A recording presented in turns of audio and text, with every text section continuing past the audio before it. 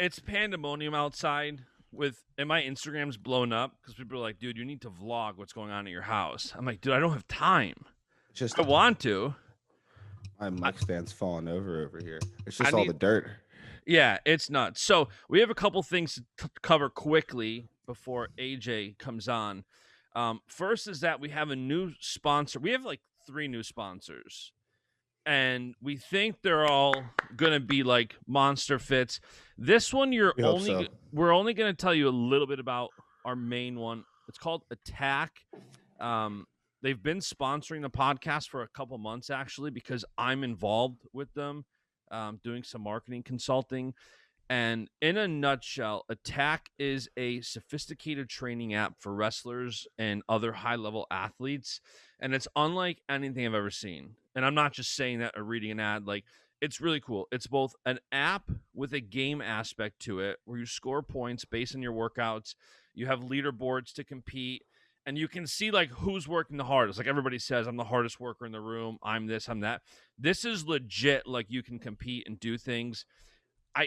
How does it track you, or do you just like honor system? You get points for workouts, so you do. I mean, in theory, you could lie. Do I need to wear my Apple Watch because that's kind of what stops wrestlers from logging workouts? Yeah, and it's going to be interesting. It rolls out soon. We're actually testing it out. I'm going to get you access. I'm going to get me access. We're going to start the marketing, the commercial.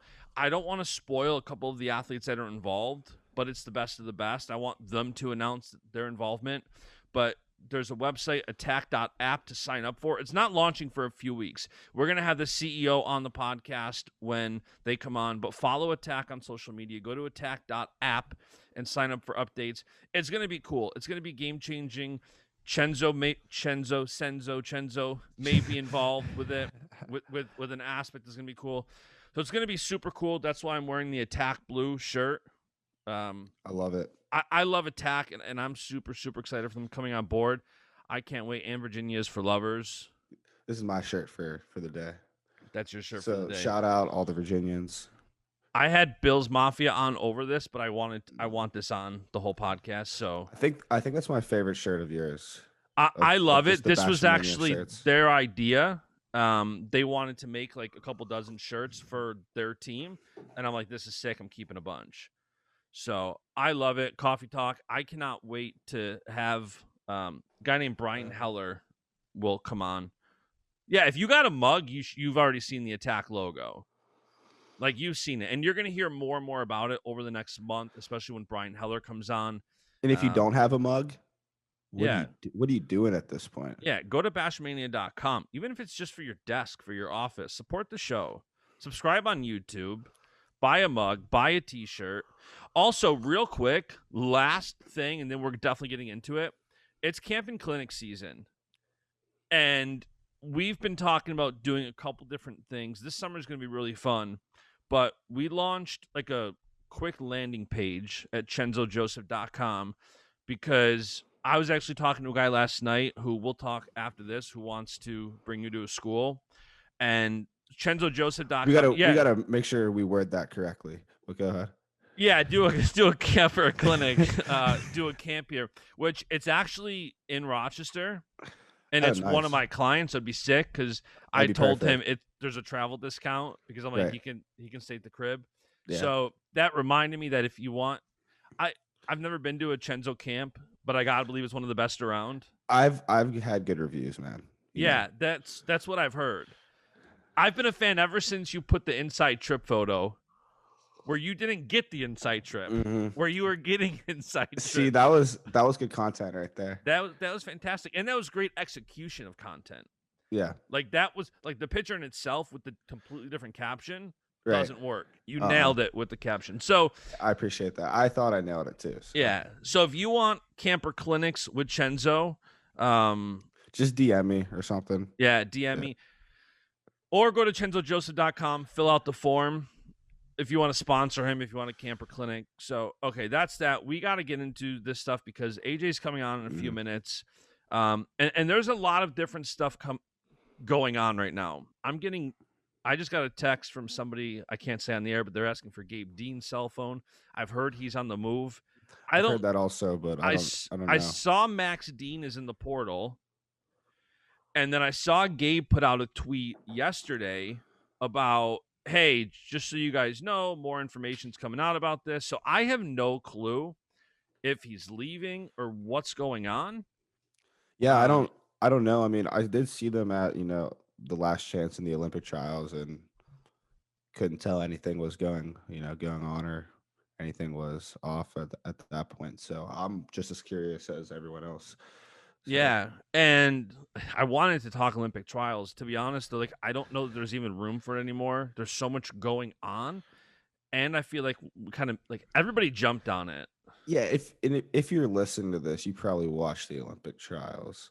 So Yeah, and it's fun to talk about, but like it was so much more fun to have Jo on the show. right, AJ I agree. today, surprise guest, might be joining We'll see. Hopefully. in about 35 minutes. Another thing that I don't even know if you saw, I just saw it. Austin Gomez is back. I did see that too. That's So crazy. I texted him because Baschamania listeners know he came on here to talk about his retirement. And even as recent as last week, somebody had tweeted out, like when James Green did the joke about... Yeah, I didn't like that joke either, but... I didn't like the joke. When he did the joke, like, I'm out of the trials because of this, because I got a concussion, Austin's like, that's no laughing matter. So today... I think that happened to James Green before. It happened to Nick Maribel, something in 2015. Okay. I forgot the whole story, but there was... I don't remember either, but either way. So I was texting with him, and I said, what happened? I'm like, you might have to come back on the show now. Oh, yeah. And he said, it's definitely something to talk about. He's already had wrestling media reach out, so we'll see how many things he does. I don't want to water anything down, but he said the main reason was because he knows there's a safe and smart way to train around the injury instead of going hard every day in the room. So that's interesting. I definitely want to talk to him about it, and I want to give him the platform to talk about it. Yeah, and I hope he protects his noggin a little bit, man. Yeah, and it's going to be interesting to see, like, if he goes on. I'm not looking, and I know you're not looking to just like one up other people in wrestling. Like, if he gets his story out there, that's fine. If we can't add value or entertainment, we don't need to have somebody on. So if he needs a platform, I've already told him the door is open invite to come back on the podcast. If he goes on Flow or goes on whatever and gets a story out there, that may be sufficient. We did have a wrestler reach out yesterday, and I don't know if I want to give his name out yet. No, we'll keep that one private. Yeah, somebody else who reached out wants to share some stuff. So that's probably going to be Monday. We got a lot of different episodes. I know we have a lot of guests, so I'm looking forward to. Also, I'm getting excited, man. Yeah, and the fact that more and more sponsors are piling on now, like we're going to start like releasing these shortly.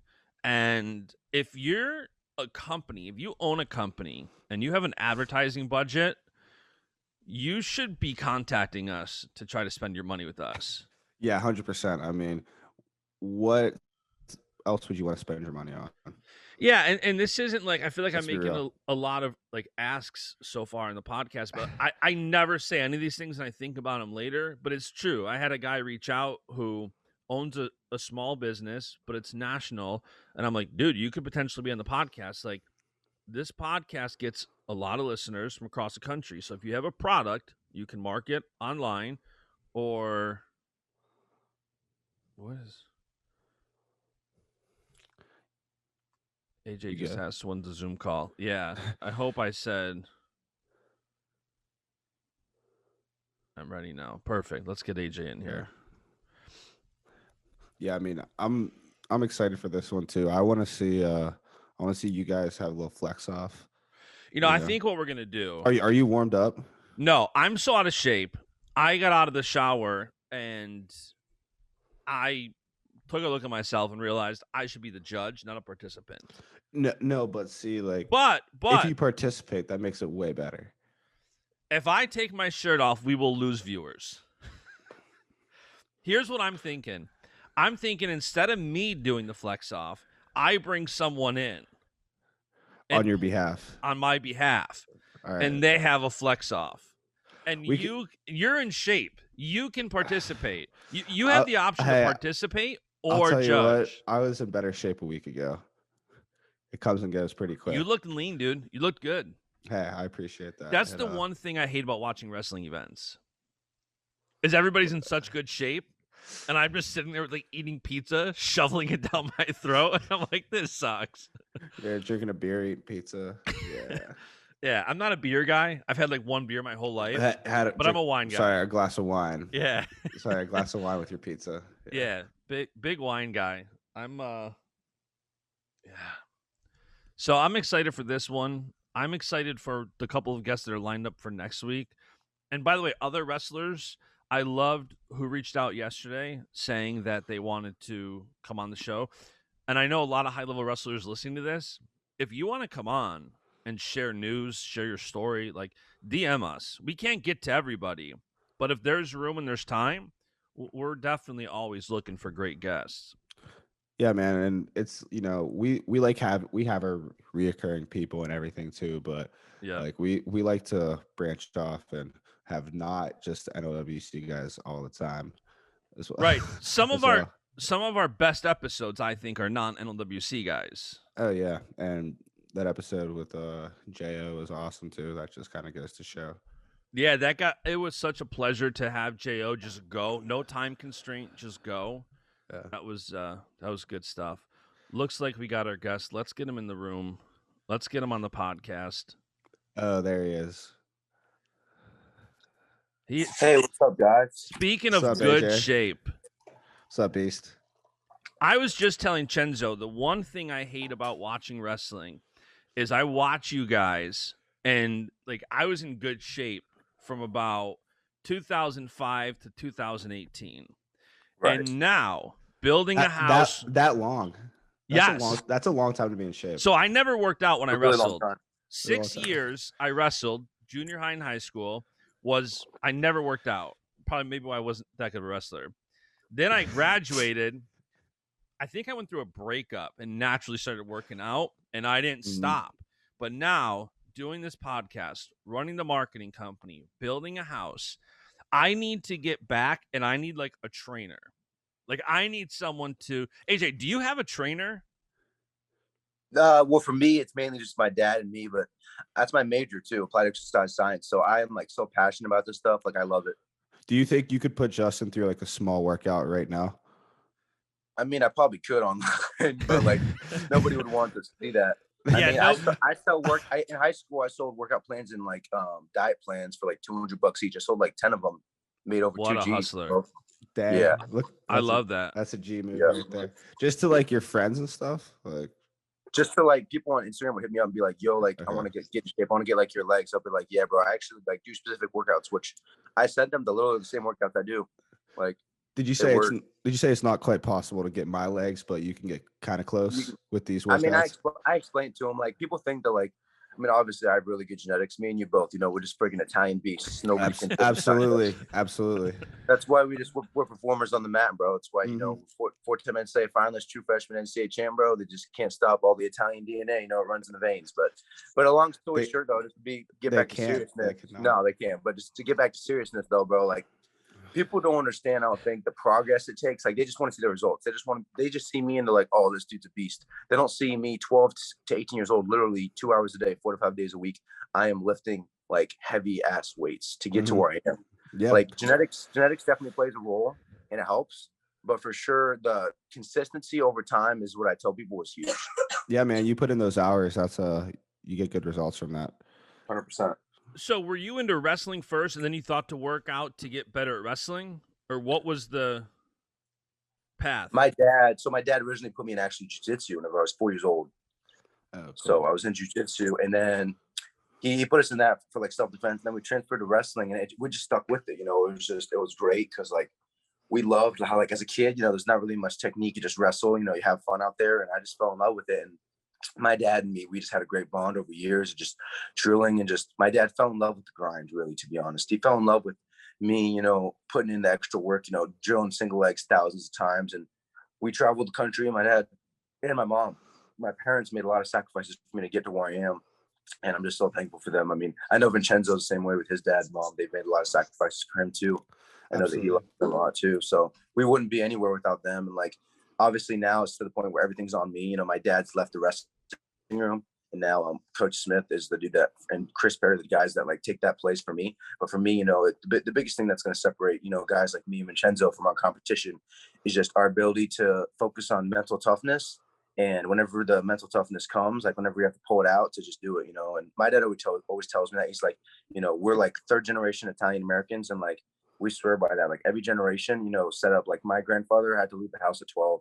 So like he's like, every generation works hard so the next generation can do better than the last one. He's like, remember that. Remember all the sacrifices that all your, you know, family members, everybody's made around you. And I remember that. And God awards me for the hard work I put in and for being faithful to him, you know.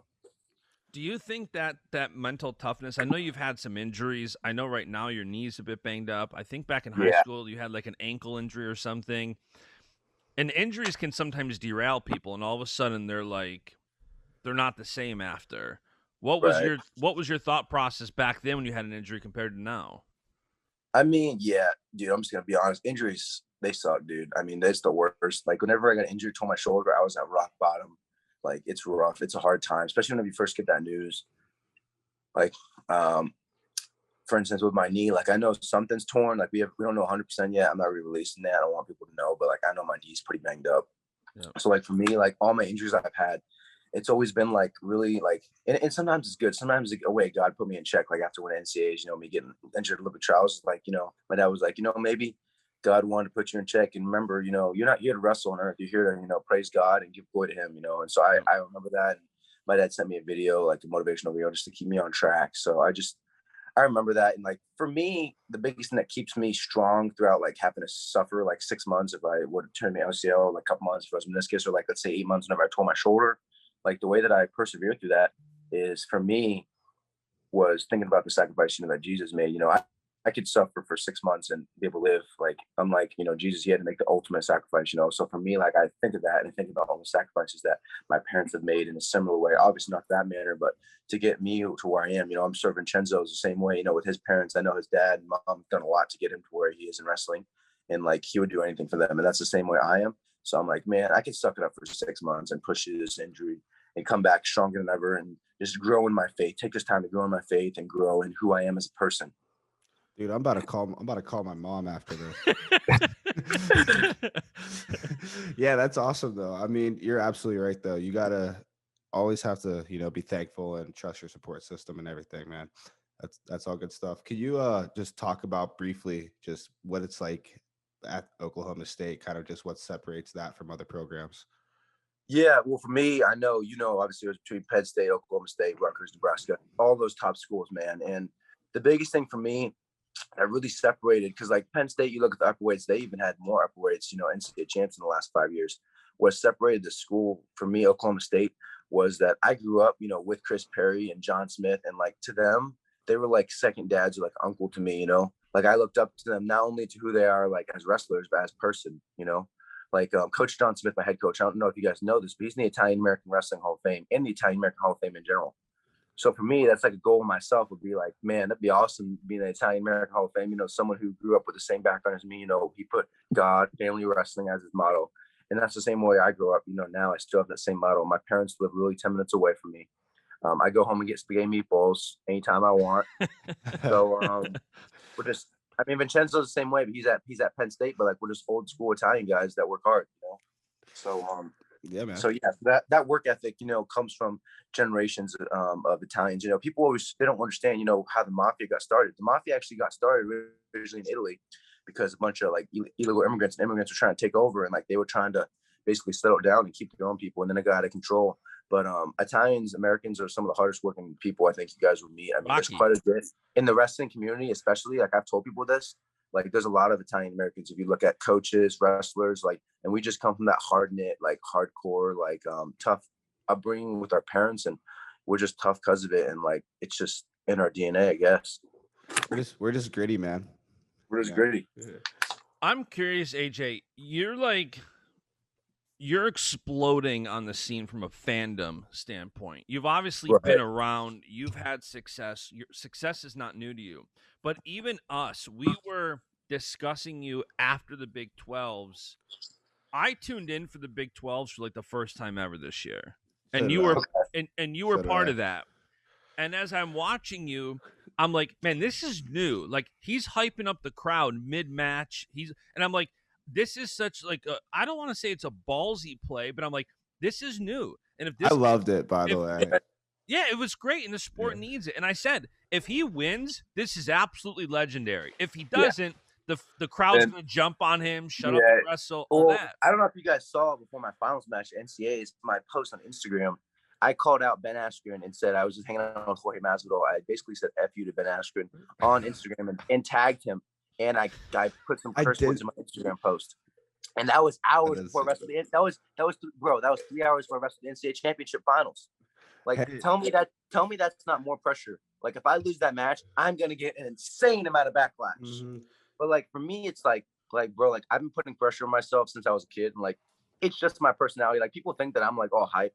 Like I don't know the difference. Like people don't understand. Like I don't know how Gabe was if he just does it for fun. But like my life is like the way that you guys see on Instagram. Like that I was gonna ask that. That was my next question. How much of this? Like literally, if you meet me and you were to hang out with me for the day, bro, like that's literally my personality. Like no, I just don't. I can tell. I saw you in the crowd yesterday. You're authentic, bro. Yeah. I saw you. It's who I am. What I think was you in a crowd at Oklahoma State yesterday, flexing in a big group, and I was wondering, like, how much of this is like you turning on a character, and how much of this is just this is me. You're just seeing it more because it's just me, man. I've always loved to be like that spotlight since I was a kid. Like I always felt like I was a performer.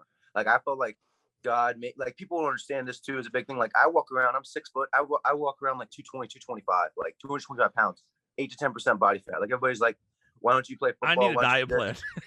I run a 4.640 at that weight. I run a 4.640 at 220, and don't even do any explosive skills as in horizontal power. I focus more on vertical for wrestling. So like basically, like if you guys understand, like for me, it's like I have a passion, and I'm serving Cenzo the same way because he's athletic too. I'm sure you can do different things, but I feel left out, but that's okay.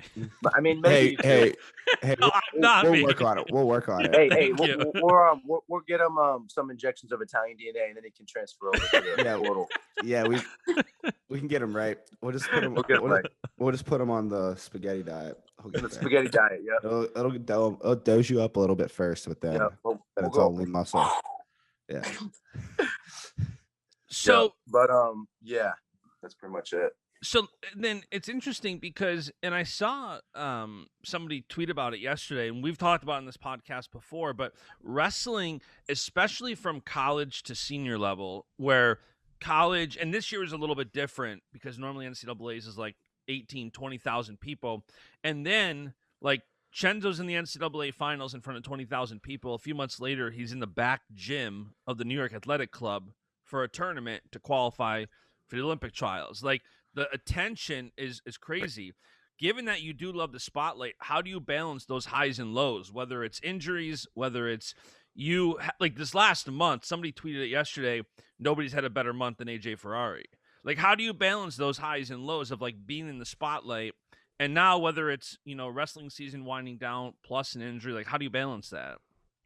I just think my parents kind of helped me do that. I think, I mean, everybody like asked after I won NCAAs, I got back to the hotel. Everybody's like, yo, there's like tons of parties. There's like girls and stuff. Let's go hang out. But like, for me, it was like, man, I just went to my hotel and I kind of like just laid down and just like, it was really emotional. Like I thought about like, I reflected on like all the hard work and like that, not only me, like people think it's all me, which now at this level, I push myself every day to deep waters. I mean, that's what's going to separate anybody at any program. It doesn't matter what program I was at the end of the day. You're going to have to push yourself to deep waters. And thankfully I had my dad, and Chris Perry's the one who pushes me, but you got to do it yourself, man. You can't hold back. And so we're going to interrupt real quick. We were at when I saw you at Olympic trials, and I was like, you got it done, man. Like congrats, like, NCAA champ, whatever. And you were like, yeah, like I'm too athletic for these guys, like I'm too explosive. And I was like, dude, you just wanted to win more. Like, just like how you won those matches, like you just like up here, you just wanted it more. That's how it appeared to me. That's just toughness and grit pretty much. And at the end of the day, that's just it coming down to you pushing yourself to deep waters. That's really it. 100%. Yep. So, but going back to what you were saying though, about like the, how do I balance it? Like the ups and downs. I think for me, it's just, staying reflective on like who I am, like at the end of the day, I'm the same person. It doesn't matter like where I am now. Like I'm still that kid that just loves my parents, loves hanging out with my friends, that's just outgoing, that just likes, having fun, and doesn't really care what people think, that's just my personality. And for me, it was always like, man, I feel like wrestlers, like before I got to wrestling, like my people reached out to me football for all this different stuff, just because like I had a good frame for football. I'm 6 foot, I have a 6'6.5" wingspan, so like that's good for middle linebackers who used to play for football. And but it was like, man, I love wrestling, and I feel like I can be like, I knew I'd be good at football, but like I was like, man, I feel like God destined me to be one of, if not the greatest, I feel like wrestlers ever. Like I could have a big impact on a lot of people, and I could bring people towards the sport, like people who want to, not only just for accomplishing things, but who like character development. Like I feel like for kids, wrestling is like such a great sport. Like it teaches them, self-discipline, living the right lifestyle. Even kids, like if they're sneaking candy, it's going to catch up to them, whether they're cutting weight. And like I just fell in love with it with my dad, and now it's just like, man, I work so hard, and we all work so hard. Like wrestling is such a hard sport, man. Like not lying, I've done it all different sports, and I've seen it. Like wrestling is one of, if not the hardest sports. The only sport that really honestly could compare is UFC. And I just think that we get so much, like we don't get enough attention, and like I personally love attention, so I love like flexing, hyping up the crowd. I love having fun. That's, and same thing at parties. Like whenever I'm at a party, like I'm gonna be known I was there. My shirt probably shirts get popped off. Yeah, absolutely. Get popped off. Yeah. So yeah. So literally. But yeah, I think it's just a lot of people told me this, and I knew this. I think I'm just great for the sport, man. And it's gonna really grow wrestling, because like we've had a lot of these other people who are like in other sports who have really changed the sport in like good ways. And I think like, for instance, Cael Sanderson changed the sport, I think, in a big way. People like John Smith, winning 6 in a row. But I think I'm gonna change it in the social media aspect. Like I have over 50,000 followers, and like all I post is wrestling. Like if you guys look at my profile, it's like wrestling. Like I'm just trying to grow the sport, because I know how great of a sport is and know how tough it is. But I think I really think it's the best sport, for all aspects. I like that too. And wrestling is really, we talk about media with wrestling all the time. That's like one of our big things that we cover. And like you, especially, yours is blowing up, and we have a lot of other guys that are kind of blowing up right now too. So yeah, it's getting there. It really is. It is. No, And that's why in this conversation over the weekend with Jordan Burroughs, like I put out, and you might be biased to John Smith, but it's like, I'm like, I think Jordan's the greatest ever, because maybe he doesn't have the absolute highest number of medals, but nobody's built a brand like he has. He's been the face of USA Wrestling for a decade, has 650,000 followers. Like, that's a massive platform that nobody's built before. And that's a lot of attention. I had other Olympic gold medalists text me that I work with and I'm friends with that were like, hey, I'm so bummed for Jordan. Like, you're talking people in other sports that don't tune in to every wrestling event, but because of what a platform Jordan has built and the attention he's given to wrestling, it's nuts. And now it's going to be interesting to see if somebody like yourself, if somebody like Gable comes by and now who starts the platform even younger and then surpasses them, because the potential's there. Jordan kind of paved the way, but now the door is open where you got Gable, Roman, Spencer. These guys have over 100,000 followers, still in college, still under the peak of relevance, where nothing puts you over like college wrestling. Nothing. Right. So yeah, it's going to be interesting. I think that's true. I always looked up to Jordan Burroughs, as a kid. I kind of changed a little bit whenever he started tweeting certain things. I saw you guys go back and forth, and we go back and forth, but see, the one thing that I know, Jordan, this is the one thing that annoys me a lot, which is the reason that I really root for Kyle Dake now, and I know Kyle Dake too. It's just like, I understand his views and everything, but like, I'm not gonna post you don't see me posting my political views all the time, like on social media. Like, I mean, I can, but like, I don't know. Whenever he posted that tweet, I feel like I was obligated with at my time, my small accomplishment of him being number 1 in the world, me being number 1 in the country with my small following. I felt like I had something to say, and I was surprised it got picked up. It got over 350 retweets. So, but like for me, it's like I don't. And another thing too, like this whole like I don't understand like the whole Black Wrestling Association thing. Like I never really got it. Like I would understand if it was like a country, like like for me it's like Italian.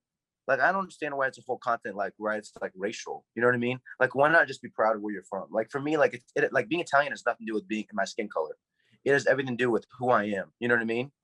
And, like, so I didn't really get that, too. Like, he's always posting, like, he's, like, after, like, they had the whole picture with, like, the 5, like, Black wrestling wrestlers or whatever. I'm like, yo, like, those dudes literally, like, I'm sure they have white, like half of them are like half white too. They have white parents too. Like, why are you just taking one side of them? And like, it doesn't matter what color you are. If you're a good wrestler, you're a good wrestler. If you're a great wrestler, you're a great wrestler. And that's because you're a character. That's not because of the color of your skin.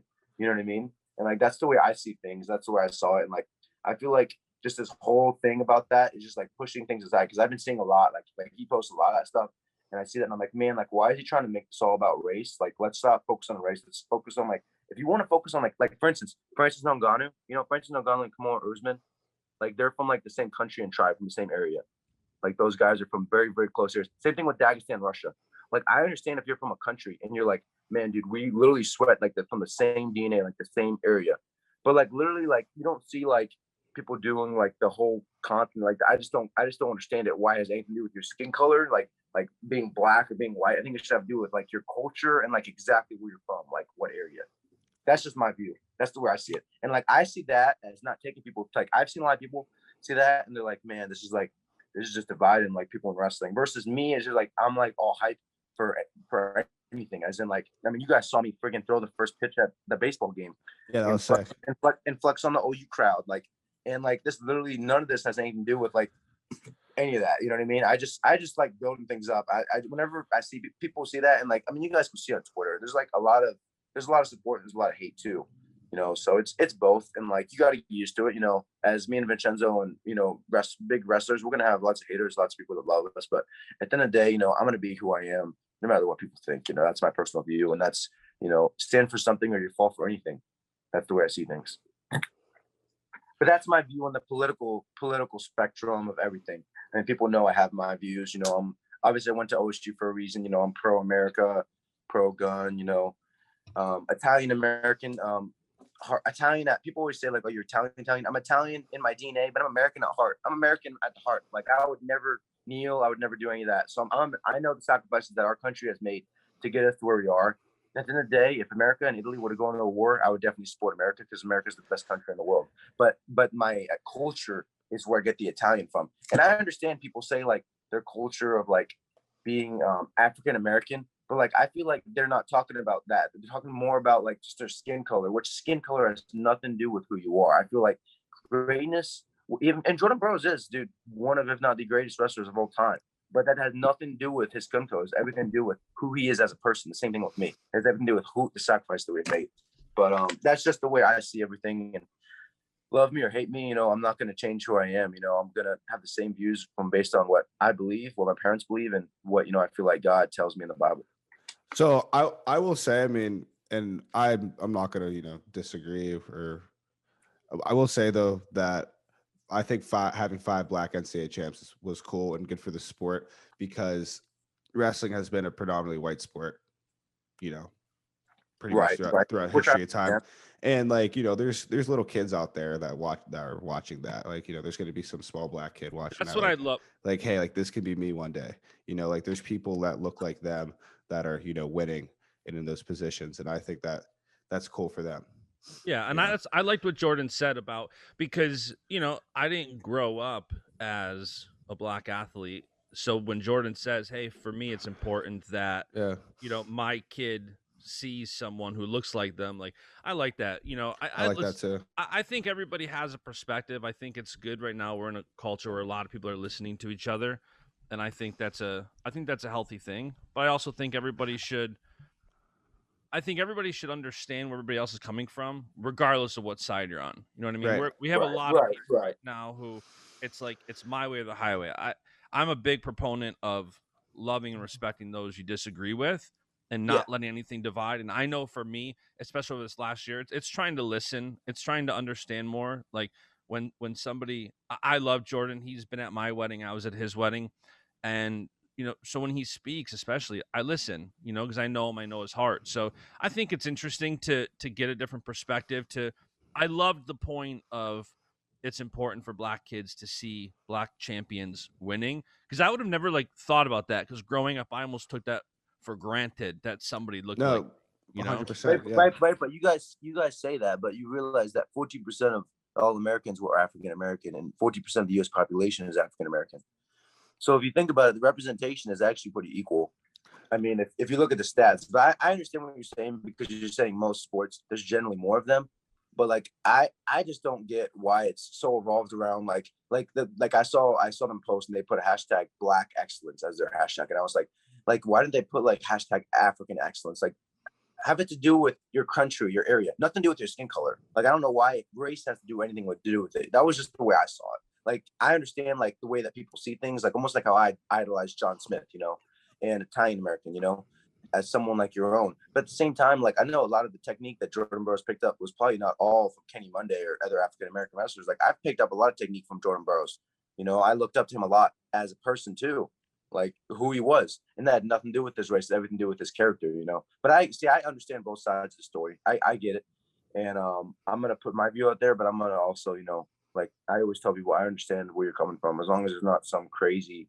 There's some crazy thought. There's some crazy people out there, like the world is flat or something nuts. You know? My buddy's a flat earther, and he gets into arguments with me all the time. And I tell him, I'm like, there's no place for extremism in America, and you flat earthers. By the way, if there's any flat earthers listening, definitely reach out and AJ, tell us why. Like AJ, it's just I, explain yourself. Yeah. I have a question. Whether I'm saying the Earth is flat. I'm saying that if you believe it's a sphere, you're crazy. Oh, you think it's flat? I'm just joking. I'm messing with you. I'm just messing. This went into a whole nother conversation.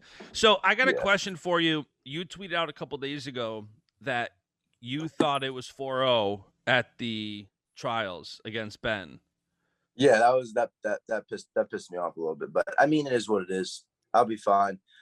For me, honestly, going to that Olympic trials tournament, my motto was I knew I could cut down to make 189, 86 kilos and have a good chance of wrestling good. But I had been cutting weight all year long. And like I had just done like a really big thing, you know, everybody was doubting me. I'd proved everybody wrong. You know, I went in as a true freshman. So it was like, man, let me try to get big.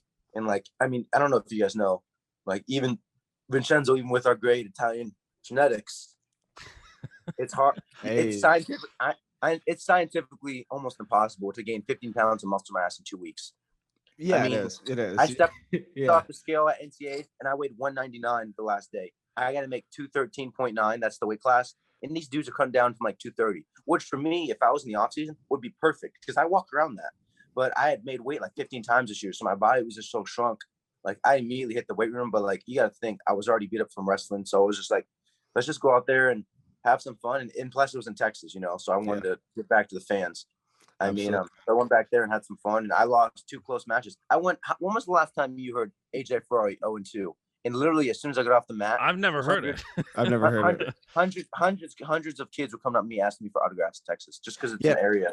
And like for me, and they're all doing like they're all saying, "Oh, we got to do the Ferrari flex." Like they're all like, is that what it's called now?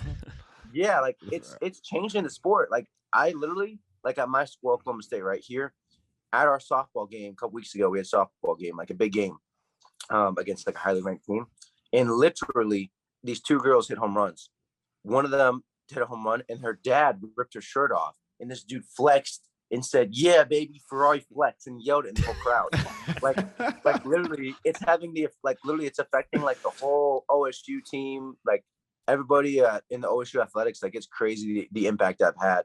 And like people think like it's all for hype and stuff, but like, bro, like whenever you put in this much work, like whenever I'm out there like showing off my craft, I'm gonna, you know, have something like it looks like it's just you being you, man.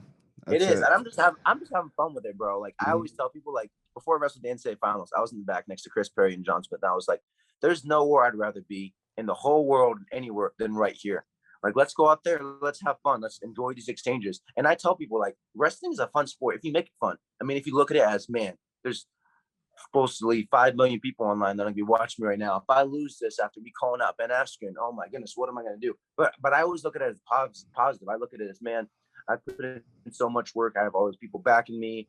I made the sacrifices. I know I put the work in. You know, God's gonna reward me for that. And let's go out there and have fun and let's scrap. I mean, that's just my motto that I think of before I go out. Yeah, man, and I dig it too. And back to like what you're saying with the autographs and stuff, man. I wrestled 1 match of the trials, medical forfeit out after that. I lost my first match, close one. And you know, there's I'm in zero mood to sign autographs, trust me. So I'm walking past and there's kids, you know, like throwing stuff at me. So like I feel like it's just what you got to do. That's got to be such a cool moment. It's for the greater good of the sport. It's not a super cool moment at the time. I Right. wasn't No, enjoying not at myself. all. Not at all. But Especially after losing. but you think back on it and like, it's happy. I'm happy that that's something I decided to do rather Right. than storm off and be mad, because I could have made some kid's day for sure, even though he had like David Oh, Taylor 100%. autographs on there. Yeah. So maybe not a ton, but maybe they were autograph hawks. Maybe they're just getting like, I hear a lot about these hawks. Some They're of trying those kids are rowdy though, man. Some of those kids are crazy. I was at Big 12s, and this kid said that I told him I give him my headgear NCAAs. That kid found me. He went to the whole arena and found me. I don't know how he got on the floor. hey, good for him. That's impressive. This kid came up to me and he was like, "Yo, you're AJ Ferrari, right?" And I was like, "Yeah." He was like, "You promised me your headgear," and I was like, "What? I didn't promise you my headgear." He was like, "Yeah, you did." I was like, "What's your name?" He was like, "Yeah, my name's Dylan." I was like, "Oh, I remember you from somewhere. I'll sign it." And he was like, "Yeah, can I have it? Can I keep it?" And he was like, "Yeah, sure." I said, because after my finals match, I was like, "Where did you come from?" He was like, "Yeah, I snuck down here." And I was like, "Okay." Because I mean, with COVID, nobody's allowed to be on the floor. Like, it's like super strict. Yeah. So I signed it and then I gave it to him and I was like, "Yeah, get out of here before you get in trouble. I don't want him getting in trouble, you know." But yeah, those little kids, man. There's a lot of kids that love wrestling. I think it's really fun. It's good, and I'm excited for the next wave of wrestlers to have an impact. You know, next up and comers in high school, and I think that wrestling is great because you get to show off who you are personally, and you have a big platform to whatever. Like for instance, Nick Bazakis. I don't know if you guys know that his younger brother died of a disease of cancer. I don't know if you guys have heard about him, but his whole thing is called Roman Greco, like that's his name, Greco-Roman. So he wears his shirt, and I think it's like a great platform for him to give to his brother. His brother, being up above us. I think it's great for people to realize that he shows like his sacrifice he has made for his brother. That he loves him, and I'm just so grateful that he has continued to persevere through everything, because I can only imagine what's like losing a sibling like that. And he's such a great guy. Yeah, I can't fathom that. And it's interesting too because you mentioned kids looking up to you. How much pressure do you put on yourself moving forward? Like, you're only a freshman right now. You still have 3 years left of college wrestling. 4 years, bro. 4 years, that's right. This year doesn't count. So I'm gonna be the first 5-timer, man. Five-time champ. 5-time NCAA champ. 5-time Big 12, 5-time NCAA champ. Like, what pressure-wise on yourself do you just continue the same, or do you put more pressure on yourself now? Like, I got to be more entertaining, more of this. Every time it's more. Like, the expectations get higher, the pressure rises. And like my Coach Smith, like I do interviews and stuff. Coach Smith is like, "Man, is it never too much?" Because Coach Smith never did them. He said he didn't like it. But for me, like, man, it's just my personality. Like, bro, I mean, I don't know if you guys saw this. Big 12, whenever I was in the Big 12 finals, my match against Jeffrey Buchanan, who was at the time like top 3, top 4 in the country, if I would have lost that match, we don't win the Big 12 championship. Yep. So I ended up winning that match, and I went for the major. I ended up giving a takedown late, and I didn't get it. But I tell people, I'm like, yo, like whenever I'm back in the room before I go out there with some of my OC wrestlers, like I listen to hardcore like rap or like whatever it is to get me going. Like I go into a motto. Who do you listen to? I listen to Moneybag Yo a lot. Moneybag Yo. You guys know him? I don't know who that is. I know him. I do. Yeah. Yeah, he's a pretty too old. He's a pretty real rapper. I listen to him, and then I'll listen to just some like I listen to like maybe some Trap. You guys know Trap? They're like I don't. Their group. I listen to like some hardcore heavy metal, but right before and then whenever I'm in my vibes, I don't know if you guys see me, but you can actually see that. You can listen to the song I'm listening to. Like you can see it. Like whenever I'm down the floor and I'm listening to a song, like if there's like a song where it says dab, like I'm gonna dab. Like I'm like so loose. Like people get like hyped. They're like before, for instance, before I wrestled like someone like Woodley, he'll be like getting all into it. He'll be like beating his chest. Versus me, it's just like I'll be listening to Pretty Boy Swag, and I'll be just like swagging, moving side to side, like just loose, just relaxed. Like I know I got this in the bag, Like I don't stop my coach's hands hard. It's just relaxed. It's like, let's do this. Let's have fun. Let's take this dude out. And it was funny because the Iowa State head coach, Dresser, I think is his name, right? Kevin Dresser, I think. Right before I walked out of the back room, because he was hanging out there with one of his wrestlers, David Carr. They were like hanging out in the finals.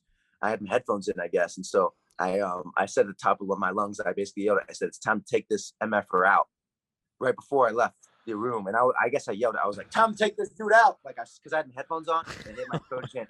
He was like, man, this dude don't play. Like, people think he's just all hype, but man, this dude's coming. Like, whenever I go on the mat, like, I'm like, it's either me or him. You know, only one of us is coming out of that mat successful and with victorious. So I like to think about that. And what I do, people think of like how you get mad or angry or focused. I picture myself. I think about, like, right before I go, I like to close my eyes while listening to music, and I think about all the different extra sprints I did, all the times I missed out at parties to go work out, all the times that my dad drove me. We did extra workouts, extra box jumps, extra tire flips, extra bench presses, extra squat. And I'm like, man, don't let this dude steal that. Don't let this dude steal all the sacrifices I've made. You know, I put in too much to not do this, and I go out there and I just friggin' take them out. It's my motto. And now I saw you calling out Gable.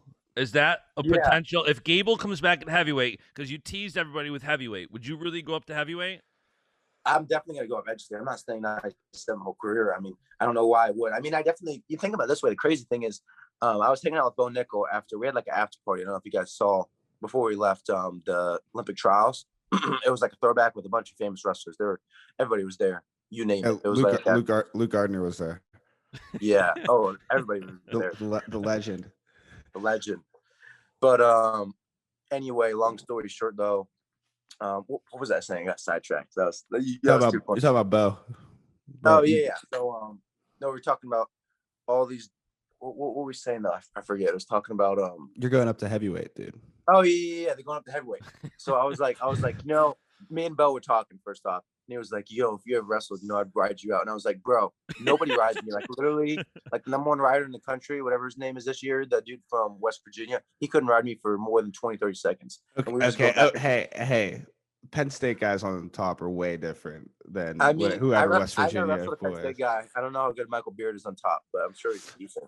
But I don't get road. Hey, I'm too strong, bro. I'm like a freaking, I squat 200 pounds. Bro, we need to get you an RPC card. I deadlift 665, bro. You think somebody can wait, down? Hold on. Speaking of that, dude. I got someone who wants to do a flex off with you real quick. This guy also has some Italian American pride as well. Yeah. Really? So when Cenzo initially, when we were talking about you coming on, the discussion was us doing a flex off. I'm not in shape. Yeah, so, I'm not game for that either. So I figured I'd get someone to take my place. Now, I had to find someone that I thought would beat you. That's not easy. No, it's not easy. So we're going to bring him in. We're going to have you guys do a flex off. We're going to be the judges. I don't think he's ready to get beat. Hey, yo. Wow. Looking big and strong. Looking big and strong. Whoa. Yo, we're about to have way too much Italian up in this episode, bro. Whoa, way too much. I feel left out on so many levels right now. Man. Boss, why don't you just bro, I don't think this is like healthy. There's too much testosterone on here. There's a lot. There's a lot in here right now. Boss, why don't you just dip out and then we'll figure it out. We'll let us three take it. Yeah, I'm just gonna go grab some of these dumbbells and just like try to catch up. Anthony, first of all, how are you? I'm great, bro. Thanks for having me on. It's the champ, baby. Let's go. Hey, he said that nobody would be able to hold him down on bottom. Like no one in our room either. Oh, that's not what I said. That's not what I said. I said nobody at 197. Right into it. Nobody at 197. Okay. Nobody at 197. All right. I don't care how technical you are. My mentality on bottom is that's fair. Nobody rides me. Bro, I don't think you've ever gotten road Vincenzo too. Maybe once or twice ever. I mean, I've been. That's what bottom's about, bro. It's just like, are you gonna get out or not? That's it. And that's him. And we're just so strong. We're just those big Italian dudes that just don't get ridden. No. I always tell people, I'm a Ferrari. I don't get road. I give rides. So that's facts too. Yeah. That's my motto. That should be on a t-shirt. All right, I got a lot of t-shirts you can make. Hey, I got my money on Champ here. Yeah, we're gonna be the judges. I don't think you guys understand like how like this works. All right, Tony. Let's go. Don't make me rip this thing off. Let's go. Let's go. Pop it off, beast. we need the full. We need to Bro, see shoulder in the strike. offseason, I'm dead serious. We need a full flex off. We need to go to. I'm gonna fly to Penn State in off season. We're gonna run like a small camp just so they can pay for my flight. Then I'm gonna go to a Penn State party, and me and Anthony Cassar are gonna have a dance off and a flex off. Both. Bro, Penn State's not ready for that. I don't know if it is either. The other thing, Oklahoma State, they just embraced me. They love me here. Yeah, I think it's good that like literally, bro. I'll pull up to a party and I were like literally like I was with the baseball guys and they were like, "Yo, bring your trophy." They were literally like fist pumping with the trophy and stuff. Dude, bro. they love you out there. They do. Bro, I think it's actually. At first, I was kind of sad that you didn't come here, but I think it's a good idea because I don't know if the state of Pennsylvania can handle that much Italian Jersey mentality in one radius. And I had it's crazy because it really is the Jersey mentality, even though I'm from Texas. Yeah, I had tweeted out too during NCAAs because I was in Miami for NCAAs, and I tweeted out, "Man, NCAA should come to Miami one year." And the Champ immediately tweets out, "They are not ready for Miami and the Champ." I don't know if they're ready for a Miami AJ either. Nah, bro. Miami mixes well with Jersey, so if they come out and say NCAAs are in Miami next year, dude, you got another year, bro. Dude, I got another 2 years. I'm coming back to Miami. You got another year, bro. We could potentially see this match too. AJ up. I don't know about all that. That'd be a bloodbath for sure. We need to crown a Baschamania Flex Off champion. We need one of your best from each of you, and we are going to crown one of you the Baschamania Flex Off champion. Come on, we need one. We need it. We need one. Bro, you can go to my Instagram. There's plenty of pictures of me flexing, bro. Time out. Let me say something quick to get this off my skin because I'm a little mad at someone right here. So I saw one of your interviews, Anthony, the Champ, which you said that you're talking about lifting. You're like, yeah, he lifts a lot and he's really strong for his age, but he's not as strong as me. I want to hear what your lifts are. No, I didn't say that. Hold up, because I am literally, I don't know if you know this, I'm one of the strongest dudes in the whole country. Like I could do powerlifting pound for pound. Like, I know, bro. I could tell. I see a lot of myself in you actually. Yeah. But I conventional. Let me say this one more time. I conventional deadlift 665 at a body weight of 210. I don't think people understand how much weight that is. That's over 3.25 times the body weight. No, that's solid. That's real solid. It's like almost as much as me. It's crazy. All I said in the interview was for his age, that's extremely impressive. Because what are you, 19? I'm only 19. Yeah. Yeah. So you can't really compare my numbers right now to your numbers at 19. Yeah, like true. When I was coming up like you, like I was the same thing. Like I was like crazy in the weight room, like just loving it, just picking up anything I possibly could. And then I started getting injured and I started like dialing it back a little bit because exactly that's what happened. Yeah. And hey, it shows. You look like you're a little small right now. I mean, you won't do a flex off, so you must be feeling. Dude, I'm not in tip top condition. I mean, I got a little pump in just before this.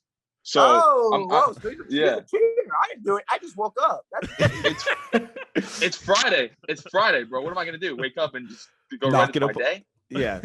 Yeah. I agree. But yeah, you get to a certain point, like where you get to certain numbers. Like I was around your numbers as well, and like biomechanically, like you can only go so much more, Ferrari.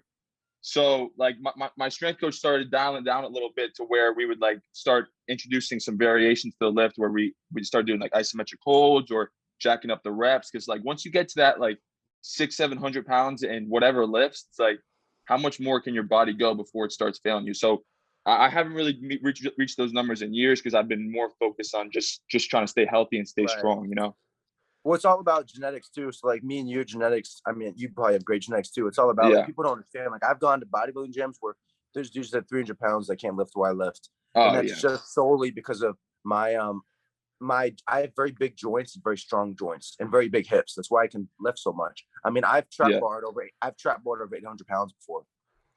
So like I know like the pressure. Another thing too that's good for what people don't understand for deadlifts. Like everybody's like, oh, you're gonna mess up your lower back. I don't know if people know this, but I have a very, very short torso and extremely long arms for my height. So that helps. That puts less strain on your lower back. So for me, deadlift is a perfect exercise for me to go real heavy on. But just like you said, though, for wrestling, it's really not very wrestling related for you to do a 665-pound deadlift one time. Like for me, whenever I'm in season, like I'll hit, like this year I hit 500 pounds for 12 reps on deadlifts conventional. Like that right there, that's like getting into, that's like shooting a bunch of double legs. That's I call it like explosive conditioning, because it's explosive and it's a good movement, but it's conditioning too. So I was saying though, me and Frank Molinaro are supposed to get a lift off sometime. You should come, all three of us. I'm so Frank's the boy too. Yeah, he's a beast, dude. That dude is a tank.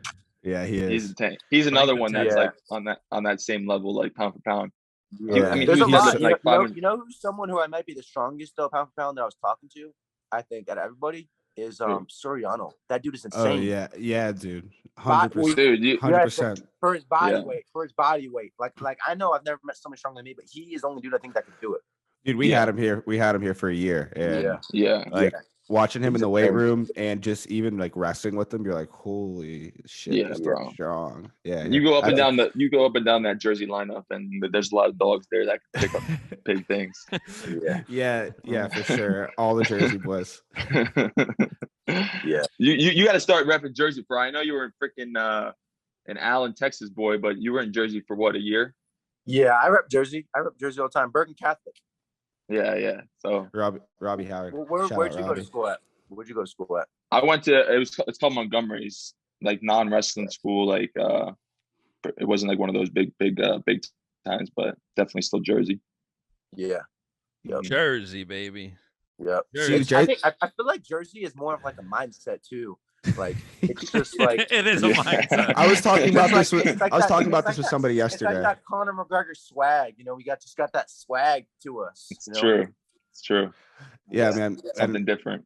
Every time I'm in Jersey, they just accept me as their own too. So bro. My brother's welcoming. like, every time we meet up with Cenzo, they're like, dude, you gotta have this guy come by more. Like, he's so cool. I'm like, I know, bro. He fits that Jersey style too. That's why Shane Sparks calls him Captain Cool. Captain Smooth, man. Captain Smooth. Captain Smooth. Yeah. So, AJ, what would you think if dude came up to you, started doing a post-match interview, called you Captain Smooth during the interview, just out of nowhere? I don't know. I would probably start laughing.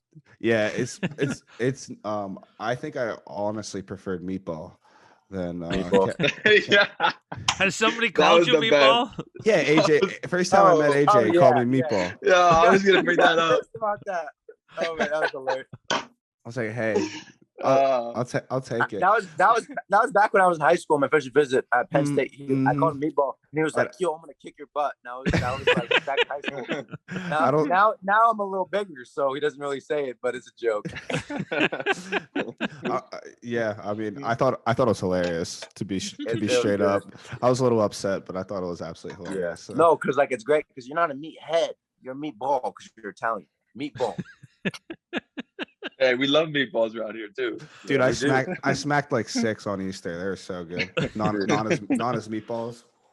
Yeah. See, the one thing that I don't want to hurt you guys' feelings about is the fact that I know that my mom and my grandparents make the best Italian food out of all of the United States. Like, I don't want to have to teach you guys up. Bro, you're throwing out a lot of absolutes. I know. There's been some takes. My uncle owns a pizzeria, Far's Pizzeria, and he does over $500,000 in sales a year. That place looks fire. Yeah. You guys freeze them, send some up to State College? We could for sure. Tony, we could do a little taste test. I just don't want to. I don't want to throw the pizza up there, and you got to try it and be like wanting that pizza so bad because then you're gonna have to come back down. You know. Oh yeah, I never have pizza up here, bro. It's disrespectful up here. I can understand. Yo, I heard that. It is. Yo, Ant, I heard that you didn't want to wrestle in Olympic trials because you were afraid of Gable. By the way. Full of hot takes today. Yeah, I told you, bro. Explain to me where that fear came from and how it happened. Like, did you see him in a hallway? Did he flex on you? Like, what happened? Well, like after the first 2 matches, you know, I was just like, I don't know if I could beat this dude. So that's kind of where it happened, you know. I let my shoulder break in half. Yeah, man. I know that. I've heard that's a good tactic. How you doing with that? You're gonna do MMA, right? You just doing MMA now? Yeah, I'm not 100% sure. Like right now, I'm just focused on getting this thing like solid because I don't want to have problems with it ever again. But Yeah. MMA is my career path for sure. It's just like when that transition is going to be, you know. You know how tall you are on your wingspan? I'm 6'3". My wingspan, I don't know. I know it's probably like pretty similar to my height, but you have like your wingspan's probably taller than your height, right? I've had mine measured. Mine exactly is 5'11" and 3/4 is my height, and my wingspan. You ready for this? 6'6.5". Damn. That's pretty big. Yeah. Okay. Yeah, that's prime time. That's prime time deadlift genetics right there. So AJ, I actually had a technical question for you, and answer this as honestly as you would like to. Your underhook defense, where you come inside and you clamp over top and you go in the crotch region. Hey, F you, man. Hey. So, nothing is safe this episode, bro. So are we recording this or is this just us talking? What's the tactic there? Bro, I did not even touch it, bro. I glanced it, bro. You guys pissed me off, man. He's warming you up for the flex off. Yeah, I am. I'm getting you ready. Dude, go. That Cuban pissed me off, man. He tweeted it and he said, "Why are you grabbing my thing?" He tweeted. I was like, "Bro, you can see in the video. I barely even I was thigh prying. It was not intentional at all." Dude, I'm giving you a chance to defend yourself. That's all. And wrestlers already get enough crap about being gay, whatever. So that's the last thing that I need.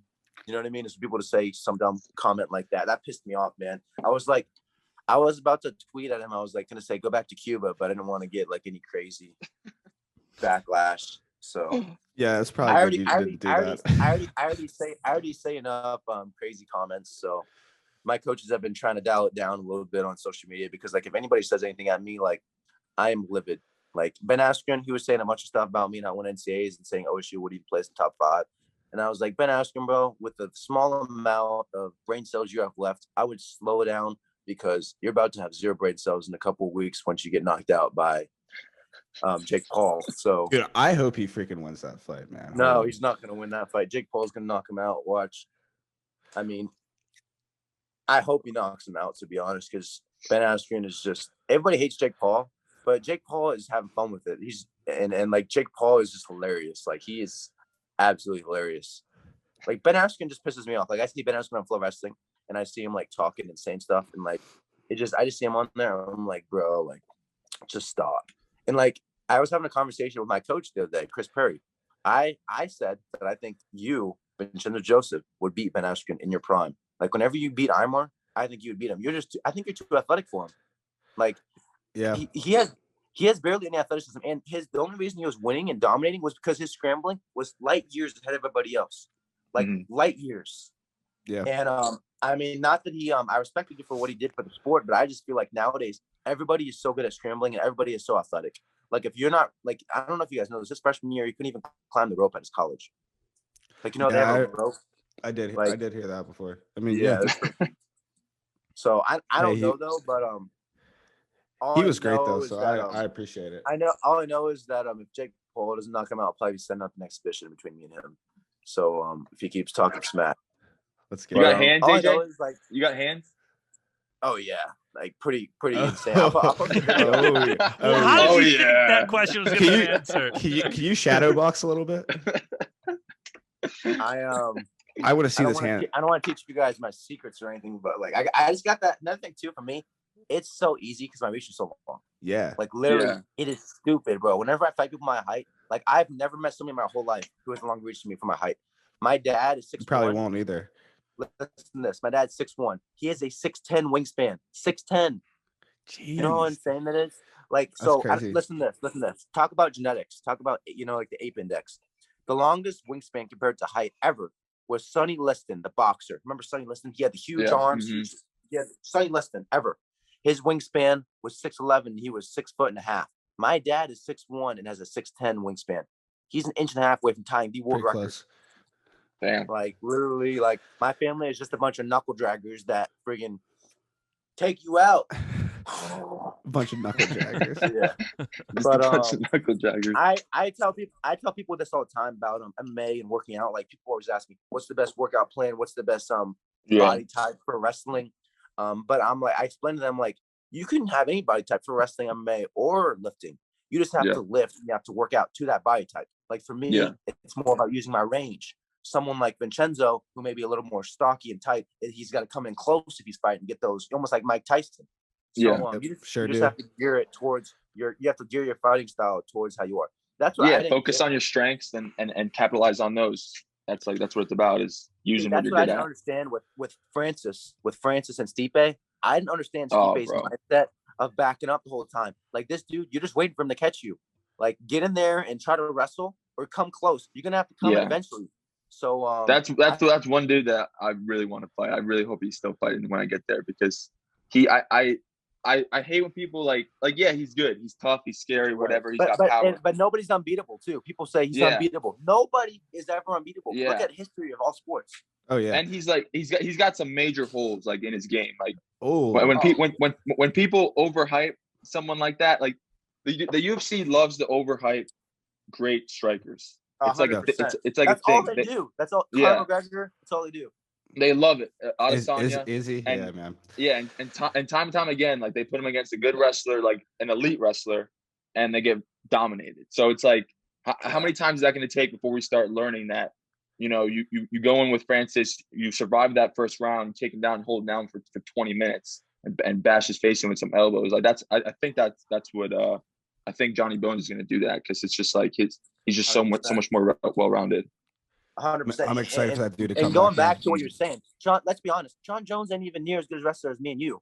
Like, we both know that. Exactly. Like, someone like me and you, if we have even near the skills that they have, as in like stand up, if we can just defend ourselves and not get knocked out, exactly. I mean, we're taking. There's no way that dude's stopping. Even me, if I met Francis on the street, he couldn't punch me. I would definitely take that dude down in a second. Yeah. Just his wrestling IQ and body awareness isn't there like us.